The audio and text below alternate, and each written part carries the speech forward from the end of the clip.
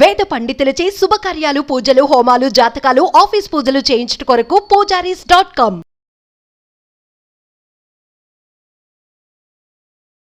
నమస్తే, welcome to Suman TV. నేను మీ యామ్ని. మనకి ఆగస్టు 16 నుంచి 31 వరకు అసలు 12 రాశుల వారికి మంచి చెడు ఏ విధంగా ఉంటుంది, ఎలాంటి పరిహారాలు చేసుకోవాలి, ఈ విషయాలు మనకి తెలియచేయడానికి ప్రస్తుతం మనతో ఉన్నారు ప్రముఖ జ్యోతిష పండితులు బ్రహ్మశ్రీ నందిబట్ల శ్రీహరి శర్మ గారు ఉన్నారు. మరి గురుగారితో మాట్లాడి ఆ విషయాల గురించి అడిగి తెలుసుకుందాం. నమస్కారం గురుగారు.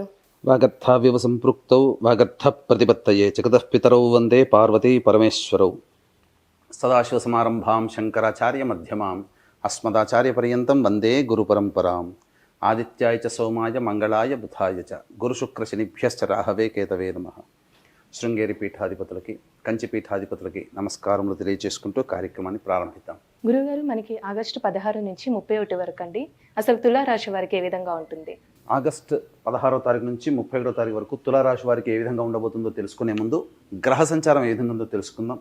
పంచమ స్థానంలో శని వక్రీకరించి ఉండడం, షష్టమ స్థానంలో రాహు, అష్టమ స్థానంలో గురు కుజులు, అలాగే లాభస్థానంలో రవి బుధ శుక్ర, వ్యయస్థానంలో కేతు. విశేషించి యొక్క తులారాశి వారికి ఆగస్టు 16 నుంచి 31 వరకు రవి బుధ శుక్ర రాహుగ్రహాల యొక్క సంచార ప్రభావం వలన అనుకున్నటువంటి పనులలో కార్య అనుకూలతలు ఉంటాయి. అయితే వ్యయకేతు యొక్క ప్రభావం వలన చేస్తున్నటువంటి మరియు జరుగుతున్నటువంటి కార్యక్రమాల్లో చిన్నపాటి ఆటంకాలు వచ్చినప్పటికీ కూడా దైవానుగ్రహము మరియు గ్రహ సంచారం అనుగ్రహం సంపూర్ణంగా ఉండడం వలన అనుకున్నటువంటి పనులన్నీ కూడా పూర్తి చేసుకుంటారు. ముఖ్యంగా సంతానపరంగా కొన్ని సంతోషకరమైనటువంటి వార్తలు వింటారు. అనగా సంతానం అభివృద్ధిలోకి రావడము, ఉద్యోగం రావడము, లేకపోతే సంతానం మూలకంగా మీ యొక్క పేరు ప్రఖ్యాతులు పెరగడము, ఇవన్నీ కూడాను శుభయోగదాయకంగా ఉంటుందని చెప్పవచ్చు. అయితే ఆరోగ్య విషయంలో జాగ్రత్తలు పాటించాల్సినటువంటి పరిస్థితి. సకాలానికి భోజనము, డైట్ కంట్రోల్ కనుక చేసుకున్నట్లయితే ఈ యొక్క 16 రోజుల పాటు ఉన్నటువంటి అనారోగ్య సమస్యలు చాలా మటుకు తగ్గుతాయని చెప్పవచ్చు. ఇక ముఖ్యంగా గమనించుకున్నట్లయితే నిరుద్యోగస్తులకి మంచి శుభమైనటువంటి వార్తలు వింటారు.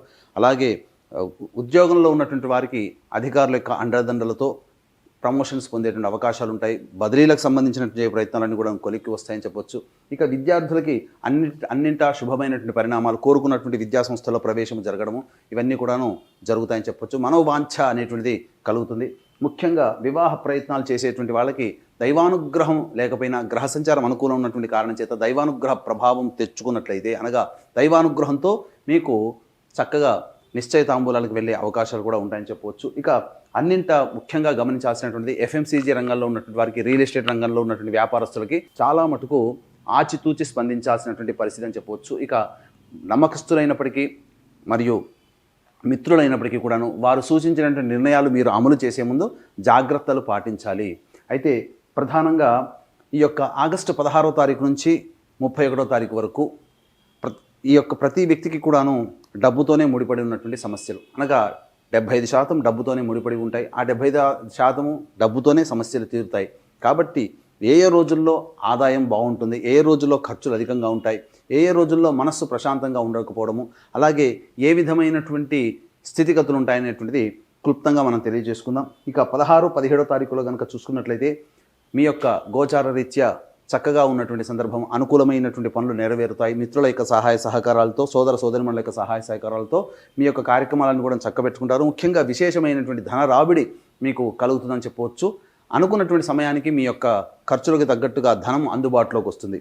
ఇక 18, 19వ తారీఖులో కనుక గమనించుకున్నట్లయితే గృహోపకరణాలకు సంబంధించి, వాహన మరమ్మతులకు సంబంధించి, గృహ మరమ్మతులకు సంబంధించినటువంటి ఖర్చులు అధికంగా ఉంటాయి. తల్లిగారి ఆరోగ్యం పట్ల శ్రద్ధ వహించాల్సినటువంటి పరిస్థితి. ఎంత ప్రయత్నం చేసినప్పటికీ కూడాను సంతోషం అనేటువంటిది పొందకపోవడము అనేటువంటిది మీకు కలుగుతుంది. తద్వారా కొంత మానసికమైన ఇబ్బందులు కలుగుతాయి.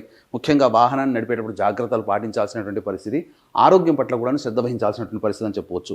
ఇక 20, 21వ తారీఖులో కనుక చూసుకున్నట్లయితే మీరు చేపట్టినటువంటి పనులలో అన్నీ కూడాను ఆలోచనలకే పరిమితమవుతాయి. కార్యరూపం దాల్చడానికి కొంత సమయం పడుతుంది. అలాగే వృధా కాలయాపన జరుగుతుంది. అలాగే ఆరోగ్యం పట్ల కూడా ఈ 20, 21వ తారీఖుల్లో జాగ్రత్తలు పాటించాలి. ముఖ్యంగా గమనించుకున్నట్లయితే ఈ యొక్క 20, 21వ తారీఖుల్లో అనుకోని ఖర్చులు అనేటువంటివి ఉంటాయని చెప్పవచ్చు. ఇక 22, 23, 24, 25 తారీఖుల్లో మీకు ధనరాబడి విశేషంగా అధికంగా ఉంటుంది. రాని బాకీలు వసూలవుతాయి. ఎప్పటి నుంచో మీకు రావాల్సినటువంటి సొమ్ము మీకు అందుబాటులోకి వస్తుంది. లేదా ఏదైనా గృహానికి సంబంధించి, వాహనానికి సంబంధించి ఏదైనా ఒక లోన్ కోసం ప్రయత్నం చేస్తున్నటువంటి వ్యక్తులకి లోన్కి సంబంధించినటువంటి శుభవార్త వింటారు. ఏదేమైనప్పటికీ కూడా 22, 23 తారీఖుల్లో విశేషమైనటువంటి ధన రాబడి ఉంటుంది. 24, 25 తారీఖులో మీ జీవిత భాగస్వామి కానీ వ్యాపార భాగస్వామి యొక్క నిర్ణయం వలన మీరు అనుకున్నటువంటి పనులలో మీకు చక్కగా మంచి జరుగుతుందని చెప్పవచ్చు. విశేషమైనటువంటి ధన రాబడి 22, 23, 24, 20 తారీఖులో కలుగుతుంది. ఇక 26, 27, 28, 29, 30 ఈ యొక్క తారీఖులో కనుక చూసుకున్నట్లయితే 26, 27 తారీఖులో మానసికమైనటువంటి ఆందోళన అధికంగా ఉంటుంది. చేపట్టినటువంటి పనులలో ఆటంకాలు ఎక్కువగా ఉంటాయి. వృధా కాలయాపన జరుగుతుంది. మనస్సు ఒక జిగ్జాగ్గా ఏ నిర్ణయం తీసుకోలేనటువంటి పరిస్థితి, వృధా కాలయాపన జరిగేటువంటి అవకాశాలు ఎక్కువగా ఉంటాయని చెప్పొచ్చు. ఖర్చు కూడా అధికంగా ఉంటుంది. కాబట్టి వీక్షించేటువంటి ప్రేక్షకుల్లో తులారాశుల వాళ్ళు ఉన్నట్లయితే ప్రధానంగా ఈ యొక్క తులారాశికి సంబంధించినటువంటి వ్యక్తులందరూ కూడా గమనించాల్సినటువంటి అంశం ఏంటంటే ఈ 26, 27 తారీఖులో ఖర్చులు అధికంగా ఉంటాయి. కాబట్టి ఇంతకుముందే మీరు ప్రీ ప్లాన్డ్గా పెట్టుకున్నటువంటి ఖర్చులు ఏవైతే ఉన్నాయంటే వాటిని మీరు పోస్ట్పోన్ చేసుకోండి, లేదా ఖర్చుల యొక్క స్థితి తగ్గించుకోండి. తద్వారా ఆకస్మికంగా 26, 27 తారీఖులో వచ్చే ఖర్చులు, మీరు పెట్టుకున్నటువంటి ఖర్చులు ఇబ్బడి ముబ్బడి తోడై మీకు అధికంగా ఇబ్బందికర పరిస్థితి ఎదురైతే చెప్పొచ్చు. ఇక 28, 29, 30 తారీఖులో కనుక గమనించుకున్నట్లయితే ప్రధానంగా సంతానపరమైనటువంటి చిక్కులు కానీ సంతానపరం మూలకంగా సమస్యలు కానీ ఏర్పడతాయి. సంతానంతో విరోధాలు పెరిగే అవకాశం ఉంటుంది. కాబట్టి జాగ్రత్తలు పాటించండి, లౌక్యంతో వ్యవహరించండి. అలాగే మొహమాటానికి పోయినట్లయితే ఈ యొక్క 28, 29, 30 తారీఖులో మీరు అనుకున్నటువంటి పనులలో మీకు అపజయం ఎదురేటువంటి అవకాశం ఉంటుంది. మీ యొక్క డబ్బు చేజారిపోయే అవకాశం ఉంది. కాబట్టి జాగ్రత్తలు పాటించండి. ఇక 31 తారీఖుల్లో మీకు ప్రధానంగా ధనరాబడితో పాటుగా మీ యొక్క పేరు ప్రఖ్యాతులు పెరిగేటువంటి అవకాశాలు ఉంటాయి. అలాగే నిరుద్యోగస్తులకి చక్కటి శుభవార్త వింటారని చెప్పవచ్చు. ఏది ఏమైనప్పటికీ కూడాను ఈ యొక్క తులారాశి వారికి దైవానుగ్రహం లేకపోయినప్పటికీ గ్రహానుగ్రహం సంపూర్ణంగా ఉన్నటువంటి కారణం చేత అన్నింటా కూడా విజయాన్ని పొందుతారు. ఇతరుల మాటలను నమ్మి మీరు షేర్స్లో కానీ ఇన్వెస్ట్మెంట్ చేయకుండా ఉండడమే మేలని గమనించుకోవాలి.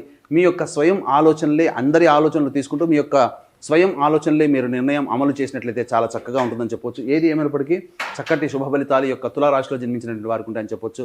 ఎంతటి వ్యక్తికి అయినప్పటికీ కూడాను దైవానుగ్రహం సంపూర్ణంగా ఉండాలి. దైవానుగ్రహం లేకపోతే ఏ వ్యక్తి కూడాను విజయాన్ని పొందలేడు. కాబట్టి దీన్ని దృష్టిలో ఉంచుకొని 31వ తారీఖు రోజున శని త్రయోదశి, అందున కృష్ణపక్షంలో వచ్చేటువంటి శని త్రయోదశి, మరియు ఆ శని త్రయోదశిలో ఒక విశేషం ఏంటంటే శని నక్షత్రాధిపతి మరియు గురువు కూడా అధిపతి అయినటువంటి పుష్యమి నక్షత్రం కూడా కలిసి వచ్చింది. కాబట్టి వృషభ, మిథున, కర్కాటక, సింహతుల, వృశ్చిక, మకర, కుంభమీన రాశుల్లో జన్మించినటువంటి వారికి శనిదోష పరిహారార్థమై శనీశ్వర హోమం, అఘోర పాశుపతి మంత్ర హోమం, అలాగే విద్య, వివాహ, ఉద్యోగ, దాంపత్య, అనారోగ్య సమస్యల నివారణకి 18 రకాల హోమాదులు మరియు అన్ని రకాల సమస్యలకి కూడా గత జన్మ కర్మదోష ప్రభావాల కారణం. ఈ కర్మదోషాన్ని అమలు చేసేటువంటి అధిపతి కూడా శని భగవాన్. కాబట్టి శని త్రయోదశి రోజున కర్మదోష నివారణ పూజలు ఇవన్నీ కూడాను కేవలం 1500 రూపాయల రుసుముకి మీకు చేయించడం జరుగుతుంది మీ గోత్రనామాలతో పర్ హెడ్. అలాగే సంవత్సరం పొడుగుతా మీ కుటుంబ సభ్యుల గోత్రనామాలతో ఒక్కొక్క నెలలో ఒక్కొక్క క్షేత్రంలో జరిపించే కార్యక్రమంలో కూడా మీ కుటుంబ సభ్యుల గోత్రనామాలతో నమోదు చేసుకోవచ్చు. అవకాశం ఉన్న వాళ్ళు కార్యక్రమ తదనంతరం కాంటాక్ట్ చేసి పూర్తి వివరాలు తెలుసుకోవచ్చు. గురుగారు, ఇప్పుడు తులారాశి వారు అంటే ఎలాంటి పరిహారం చేసుకుంటే మంచిది? తులారాశి వారు ప్రధానంగా గురువారం రోజున దత్తాత్రేయ చరిత్ర పారాయణం ప్రారంభించి బుధవారానికి సమాప్తం చేయాలమ్మా. ఈ విధంగా ఒక దత్తాత్రేయ సప్తాహం కనుక పారాయణం చేసినట్లయితే ఈ యొక్క 16 నుంచి 31 తారీఖు వరకు వచ్చేటువంటి సమస్యలు తొలగిపోతాయి.